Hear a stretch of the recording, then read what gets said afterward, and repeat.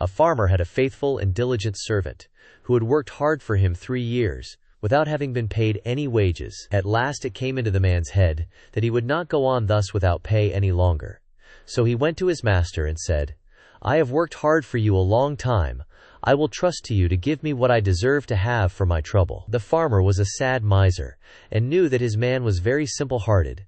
So he took out 3 pence, and gave him for every year's service a penny. The poor fellow thought it was a great deal of money to have, and said to himself, "Why should I work hard, and live here on bad fare any longer? I can now travel into the wide world, and make myself merry." With that he put his money into his purse, and set out, roaming over hill and valley. As he jogged along over the fields, singing and dancing, a little dwarf met him, and asked him what made him so merry. "Why, what should make me downhearted?" said he. "I am sound in health and rich in purse. What should I care for? I have saved up my 3 years' earnings, and have it all safe in my pocket." "How much may it come to?" said the little man. "Full 3 pence," replied the countryman. "I wish you would give them to me," said the other. "I am very poor." Then the man pitied him, and gave him all he had. And the little dwarf said in return, "As you have such a kind, honest heart, I will grant you 3 wishes, 1 for every penny, so choose whatever you like." Then the countryman rejoiced at his good luck, and said, "I like many things better than money. First, I will have a bow that will bring down everything I shoot at. Secondly, a fiddle that will set everyone dancing that hears me play upon it. And thirdly, I should like that everyone should grant what I ask." The dwarf said he should have his 3 wishes. So he gave him the bow and fiddle, and went his way. Our honest friend journeyed on his way too, and if he was merry before, he was now 10 times more so. He had not gone far before he met an old miser. Close by them stood a tree, and on the topmost twig sat a thrush, singing away most joyfully. "Oh, what a pretty bird," said the miser.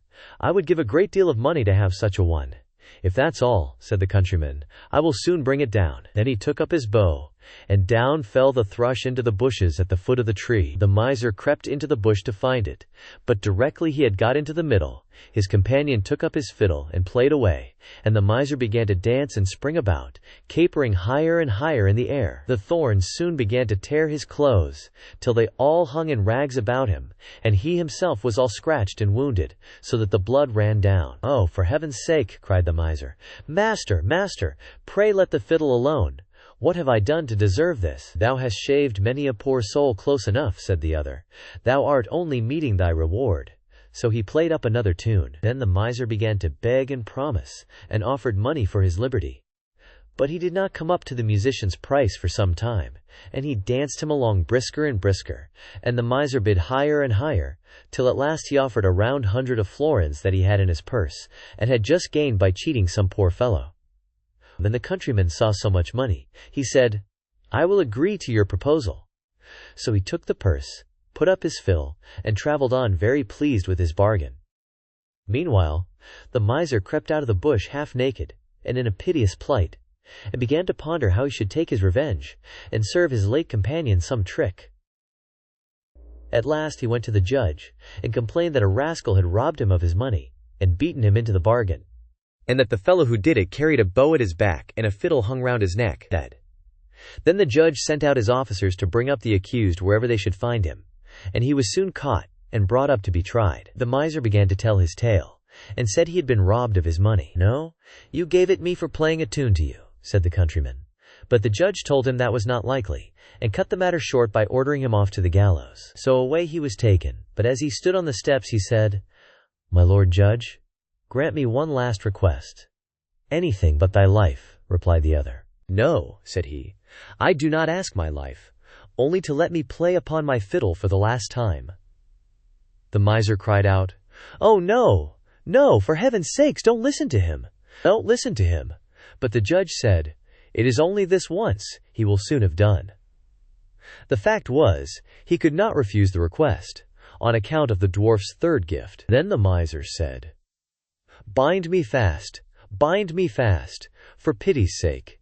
But the countryman seized his fiddle, and struck up a tune, and at the first note judge, clerks, and jailer were in motion. All began capering, and no one could hold the miser. At the second note, the hangman let his prisoner go, and danced also, and by the time he had played the first bar of the tune, all were dancing together, judge, court, and miser, and all the people who had followed to look on it. At first the thing was merry and pleasant enough, but when it had gone on a while, and there seemed to be no end of playing or dancing, they began to cry out, and beg him to leave off. But he stopped not a whit the more for their entreaties, till the judge not only gave him his life, but promised to return him the 100 florins.